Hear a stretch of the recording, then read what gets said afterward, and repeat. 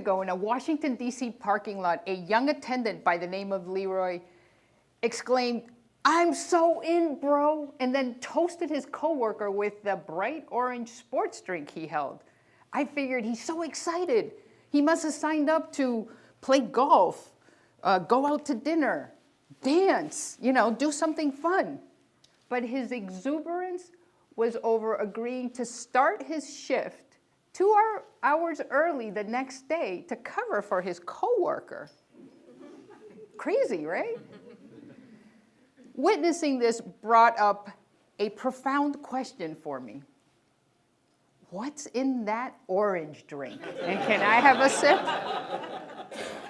We have some outside afterwards. Being a bit more serious, the question it brought up for me was, and I invite you to consider now, is can you imagine a place where work feels like leisure? Where it feels like, say, playing golf, gardening, or being in a band. It would still have its frustrations and bad moments like golf, frankly, but you would enjoy it independent of pay. You would end your workday feeling it was time well spent. You would feel beckoned back to work. I'm going to take us to that place where work and leisure meld. But first, let's find out how close or how far we are from there. Research published by Oxford University Press ranked how much we enjoyed each of the typical 39 daily activities.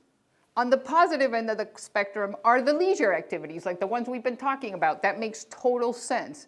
The very definition of leisure is doing something solely because it is enjoyable. At the complete negative extreme is being sick in bed. That also makes sense. And right next to it, not much better, is work. Right. Collectively speaking, we consider work to be pretty much the opposite of leisure. So how do we shift work towards leisure? Well, several factors affect how much we enjoy our workday. But one is an especially productive one to look at, because research done at the University of Dallas, at the Happiness Research Institute in Copenhagen, and other institutions finds that it is among the most influential in how much we enjoy work, and for the most part, we are mismanaging it. So improving it will improve work dramatically. You're dying to know, aren't you? Okay, if you give me a drum roll, I will reveal what it is. That is an awesome drum roll. Purpose. Now, I'm not referring to purpose in the existential sense of like figuring out what makes life worth living. And, that big existential why. And then you figure out, how can I get paid for doing that? And then you're all set, right? There's nothing wrong with doing that if you can. But there's an alternate road to purpose that's simpler, easier, and shorter. Making meaningful contributions to others or society. Now, I don't blame you if you're skeptical, because this sounds way too simple. But psychologists have amassed a large amount of evidence that shows that if we do what they call pro-social behavior, which is making a contribution to another person or to society, whatever contribution we can, as long as it feels meaningful, our physiology will reward us with an uplifting sense of purpose, and this will make work feel meaningful. And by the way, if work feels meaningful, it's almost certain our life feels meaningful. So we can bask in a sense of purpose, even if we have no idea what our life's purpose is. So are we doing this? Are we enjoying purpose at work and unleashing all these positive impacts? Well, the Oxford publication is probably a hint. No, not very often. It's true that if we're a preacher or we're a surgeon, there's more than a 9 in 10 chance that we find our work to be meaningful. But these are the exceptions. If we're a marketing manager or we run the boat repair business that our grandparents founded, it's unlikely that we find our job to be meaningful. I consider this an injustice because whether we're aware of it cognitively or it exists only in our subconscious, we all yearn for purpose. We all need purpose. In fact, purpose is a need, so much so that lack of purpose is crippling us in 3 ways. First, it's turning us into unmotivated underperformers. Research conducted by Morton Hansen at UC Berkeley finds that if our jobs lack purpose, we perform on average at the bottom 10%. Once we have purpose, we jump up to well above average performance. Second, lack of purpose undermines our health. Studies conducted at UCLA and elsewhere find that it increases our chances of suffering from high blood pressure and mental health issues, for example. And then third, lack of purpose makes us unhappy. So oxytocin, serotonin, those are the happy hormones that make sex and chocolate wonderful. They drop when purpose does. No wonder there's a similarity between being sick in bed and doing a job that lacks purpose. Remember Leroy? He had the job that is rock bottom in terms of likelihood of having purpose. Only 1 in 20 parking attendants report that their job is meaningful per a pay scale survey. He said that when he first took that job, he felt like he was in one of those dreams where you try to do something simple, like get up off your chair, but your body feels like a cement block and you can't move. He said he felt this way about his work, even though he couldn't really pinpoint anything wrong with the job. He said it paid enough to cover expenses and buy jewelry for his girlfriend on occasion. His boss was fair, and heck, he spent most afternoons playing games on his phone. He thought, I should be happy, but instead he found himself shuffling through life dispirited. This is why I consider it an injustice.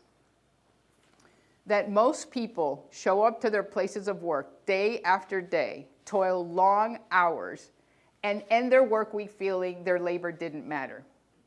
Because even if their employer otherwise treats them well, a job that lacks purpose impedes their chances at a fulfilling life. So, how do we fix this? Well, most of us try one of 3 things, none of which work very well. The first thing we try is like, well, I'll just find purpose outside of work. For full-time workers, this almost always fails. Research done by Imperative finds that if us full-time workers don't have purpose at work, the chances of us being fulfilled in life are 2 in 100. Well, then we go, well, maybe I should just follow my passion. Go for it. But it's not going to make work meaningful. It's not going to pull us out of that poor performance pit that the purpose void put us in to begin with. Hansen's research finds that if we're passionate about our jobs because we're doing what we love, be it gardening or golf, our performance only goes up by 10%. So we're still pretty close to rock bottom at 20%. Well then, should we switch jobs? There are excellent reasons for us to quit our jobs. An insensitive boss, inadequate pay, lack of purpose is not one of them. And here's why. Chances are our next job will also lack purpose as previously presented. So realistically, we would have to change to a career with high inherent meaning. But you don't want to see me as a preacher, and you definitely don't want me surgically removing your appendix. So this is not very practical for most of us to just switch careers.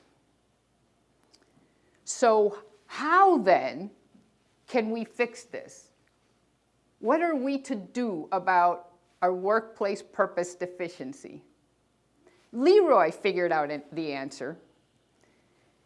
I showed up to pick up my vehicle once, and he was kneeling in front of it.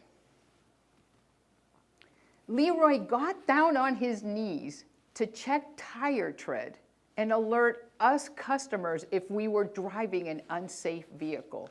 He was literally preventing highway fatalities every shift. Leroy reshaped the job that failed to meet his need for purpose into one that did, a practice I have dubbed job purposing. Job purposing, defined as making meaningful contributions to others or society, whatever contributions we can make as part of our work week, is the shortcut to igniting work with purpose. If we're a marketing manager, we can hold online sessions to help coworkers struggling with their slide decks create beautiful presentations. Our job purposing would be elevating the careers and lowering the job stress of others. If we're a nautical technician, we can offer customers, hey, would you like me to install a sensor on your hull that relays information to scientists trying to save our oceans? Our job purposing would make it more likely that generations to come have healthy oceans to enjoy. Now, if you're anything like the college students I teach, you might be thinking, really? A few minutes a day supporting the safety of customers or the success of coworkers or the preservation of nature is going to make work meaningful? Yes. Well, to be truthful, I was as surprised as anybody. But job purposing is somewhat binary. What matters is orienting toward contributing something. How much is less important? Numerous studies find that if Leroy spent 5 minutes on Monday inspecting tires and then didn't get around to it the rest of the week, his Monday through Friday would nevertheless feel a lot more like playing golf and a lot less like being sick in bed. And on Friday night, when he sat down for dinner, his overall life happiness would still be elevated 5 days later.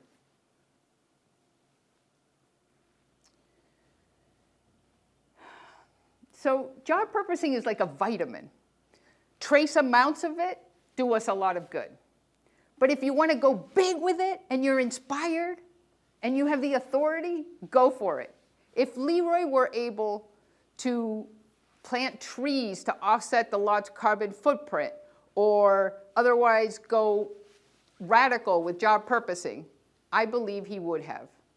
The reason I am so familiar with Leroy's beautiful spirit is that as soon as he found out I was writing a book to help anybody in any job do meaningful work, he offered to share his story in the hopes it would inspire others. Leroy wants you to know that it is simple acts of service that pulled him out of his chronic sluggishness and turned him into the happy and energetic worker he became. But has Leroy actually done any good for others? For argument's sake, let's say he hasn't prevented a single accident.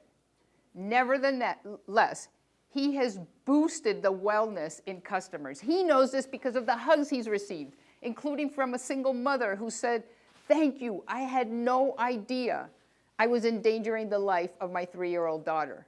But if you want more rigorous proof, medical researchers have found that one simple caring act, like Leroy's tire checks, generates a boost in health and happiness in the recipient that doesn't last minutes or hours, but days and sometimes weeks. Indeed, if that single mother were suffering from a cold, studies suggest that Leroy's empathic act likely helped her recover a full day earlier. Make no mistake, any attempt to job purpose likely brightens the world. Are you concerned that you haven't figured out how you can job purpose? It's been, 15 minutes, come on. No, be patient with yourself because it's a simple concept, but it take some dedicated time and effort. Don't worry though, because whether you're a CEO, an entrepreneur, or a window washer, there are a myriad of ways for you to make work meaningful. And you have the ability to find them and bring them to life. I know this about you because I know who your ancestors are. Your prehistoric forebears didn't hunt game for their own dinner table, but for the tribal feast. They didn't pick the berries they would consume. They continued gathering until they had enough for neighbors. Anthropologists now believe that they routinely job purposed, and their work was so enjoyable that they used the same word for work and leisure. That place I promised to take you to, where work and leisure meld, it's inside of you. I showed up at the lot one day and learned that Leroy had taken a better job at a law firm. He had moved out and up. But Leroy's genius isn't that he was searching for meaningful work out there. Leroy's genius is that wherever he worked, he recalled and honored who he is. Meaningful work is your birthright. Why not claim it? If your job doesn't improve the world, improve your job. Thank you.